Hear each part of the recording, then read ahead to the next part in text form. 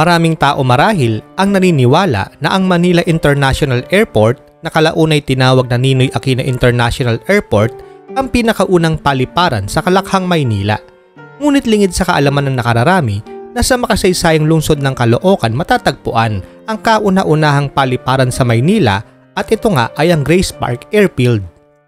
Maliban sa alam nating dito sa lungsod na ito makikita ang pinakasikat na monumento ng ating bayaning sigat Andres Bonifacio, katangi-tangi rin ng Caloocan dahil sa kasaysayang taglay nito sa pagkakaroon ng isang paliparan noon.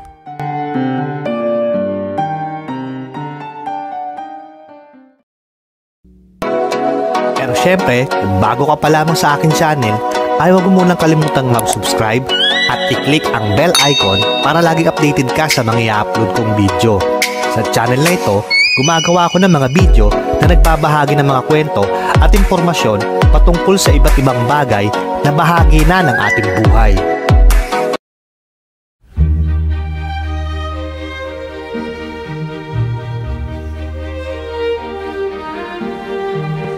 Taong 1935, nabuo ang Grace Park Airfield na kauna-unahang airport sa Metro Manila. Dito lumalapag ang mga domestic flight noon ng Philippine Aerial Taxi Company o PATCO na Manila Baguio. Ang PATCO, mga katanong, ang pinagmulan sa ngayon ng alam nating Philippine Airlines. Sa katunayan, ang kasalukuyang kinatitirikan ng isang paaralan ngayon sa Caloocan na World City Colleges ay parte mismo ng isang eksaktong lokasyon noon ng Grace Park Airfield na nasa bahagi ng Grace Park area ng Caloocan. Bakit nga ba tinawag ang bahaging ito noon ng Caloocan na Grace Park? Mga Amerikano ang nagbigay ng pangalan dito. Nakuha ang salitang Grace sa dahilang mapayapa, ligtas at maayos na nakalilipad at nakalalapag ang mga eroplano sa bahaging ito ng Caloocan. Gayon din ang salitang parke dahil sa taglay na lawak nito. Kilala rin noon ang Grace Park Airfield ng karamihang Pilipino bilang Manila North Airfield dahil ang Caloocan ay nasa hilagang bahagi ng Kamaynilaan. Makikita sa larawan na kuha noon na ang mismong runway nito ay ang kasalukuyang Grace Park Subdivision na nasa hangganan ay makikita naman ang Highway 54 o EDSA sa kasalukuyan. Noong pumutok ang World War II, mga katanong, malaki ang ginampan ng papel nito para sa Imperial Japanese Army. Sa runway ng Grace Park Airfield, unang lumapag ang eroplano ng mga Hapon. Maliban dito, ginawang alternatibo at karagdagang runway din ng mga Hapon ang Highway 54 o EDSA hanggang sa Balintawak. Nang matapos ang digmaan at ang lahat ay unti-unting bumabalik sa normal, ang mga commercial flight sa Grace Park Airfield ay inilipat sa Villamor Air Base, habang ang mga eroplano ng mga kanu naman ay inilagay sa Clark Airfield sa Pampanga.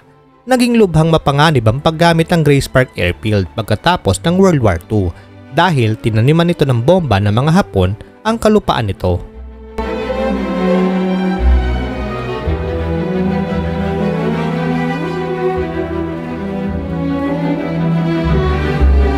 Naiwang nakatiwangwang at hindi na ginamit ang nasabing paliparan. Ang dating Grace Park Airfield ay naging bahayan at subdivision sa Caloocan. Ang mga hangar o malalaking gusali na may malawak na sahig para sa mga eroplano ay ginawang bodega na ng mga nangupahan sa Grace Park pagkatapos ng digmaan. Hindi ka na ngayon makakakita ng anumang bakas na ang bahaging ito ng Caloocan ay minsan naging paliparan. Sa kahabaan ng Rizal Avenue Extension mula 2nd hanggang 11th Street ay ang lugar kung saan makikita ang lumang airfield. Sa ngayon, isang matao at urbanisadong lugar na ang Grace Park sa Caloocan. Wala kang anumang makikitang parke o bakas ng runway ng airport dito na minsan naging sentro ng transportasyong panghipapawid sa Maynila.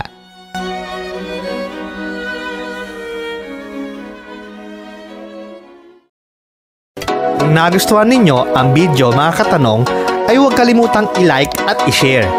Hanggang sa susunod na video, mga katanong, maraming salamat sa panonood. Tandaan natin, kung may tanong, alamin ang sagot upang sa kaalaman nito humantong.